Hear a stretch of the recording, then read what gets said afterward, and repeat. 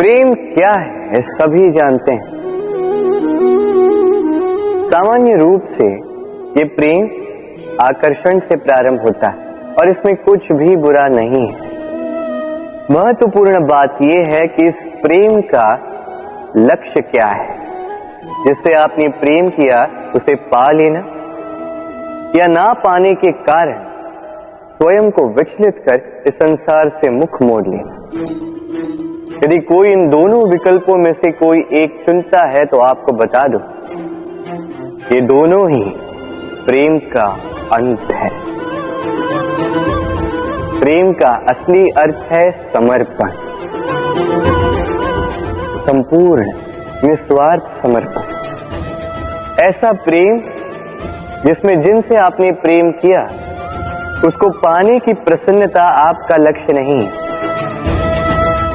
जिनसे आपने प्रेम किया उसे प्रसन्न करना आपका लक्ष्य हो।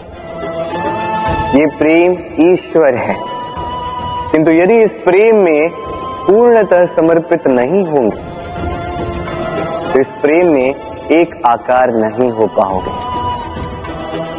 किंतु यदि इस प्रेम में स्वयं को पूर्णतः समर्पित कर दिया तो समझो इसी प्रेम में आप ईश्वर पाओगे। राधे राधे। सम्मान, संबंध दोनों एक दूसरे के साथ ऐसे जुड़े हैं जैसे दीपक और बाती। ना कोई कम है ना कोई अधिक, दोनों का अधिकार समान होना चाहिए। जैसे पति पत्नी का संबंध। अब इसमें पति का अर्थ स्वामी नहीं, साथी। उसका कर्तव्य है साथ देना, आदेश देना नहीं। और ये संबंध सहकार से बनता है, अधिकार से नहीं। हाथ बढ़ाने से बढ़ता है, उंगली उठाने से नहीं। यदि इस संबंध में एक दूसरे का मान रखोगे, एक दूसरे का सम्मान करोगे, तभी ये संबंध बढ़ेगा, तभी ये संबंध अभिमान योग्य बनेगा। राधे राधे। सूर्य की किरणें कितनी दिव्य होती हैं ना। प्रतीत ही नहीं होता कि ये सूर्य रात्र भर अंधकार से जूझ रहा था। ये सूर्य प्रतिदिन उदित होता है, ये भुलाकर कि पिछली सांझ में ये डूब गया था। फिर से उदित होता है, सारे संसार को प्रकाश देता है। यही अंतर है हम में और सूर्य में। सूर्य बीती को बिसार कर आगे बढ़ता है।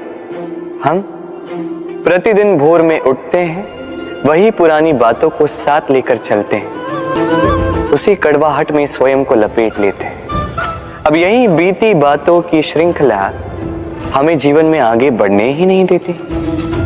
देखिए, यही जीवन है। भूल सबसे होती है, अपयश सबको मिलता है, सबकी यात्रा में असफलता लिखी है, सभी बुरे दिन देखते हैं। किंतु इन सारी बातों को भुलाकर जब जीवन में आगे बढ़ोगे, तभी तो इस संसार में, इस आकाश में सूर्य बनकर चमकोगे, तभी तो इस संसार को प्रकाश दोगे। इसलिए प्रतिदिन जागिए, एक नए जन्म के साथ, एक नए उत्साह के साथ, एक नए लक्ष्य के साथ।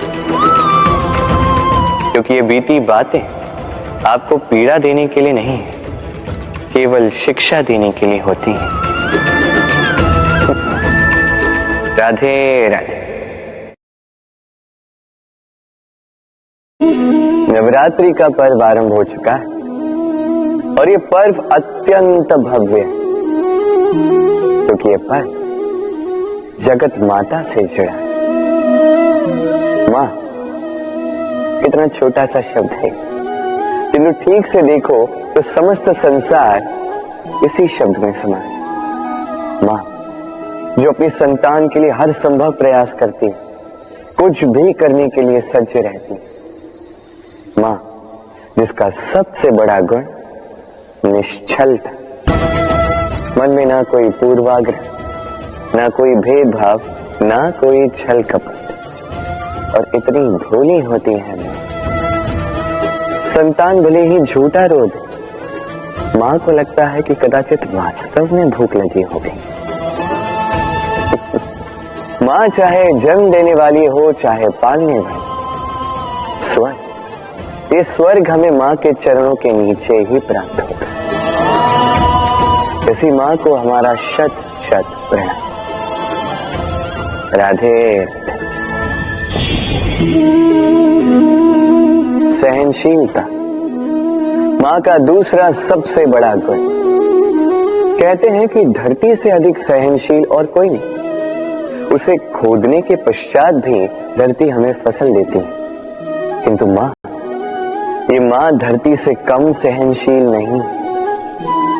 तनिक सोचिए, 9 माह तक संतान को अपनी कोख में रखना,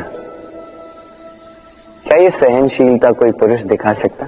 क्या ये सहनशीलता कोई पिता दिखा सकता है? स्त्री में शील भले, सहनशीलता की परिभाषा उसे मां बनने के पश्चात प्राप्त होती है।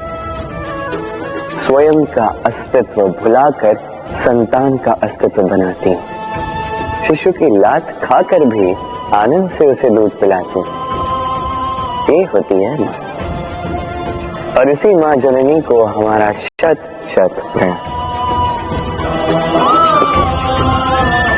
राधे राधे।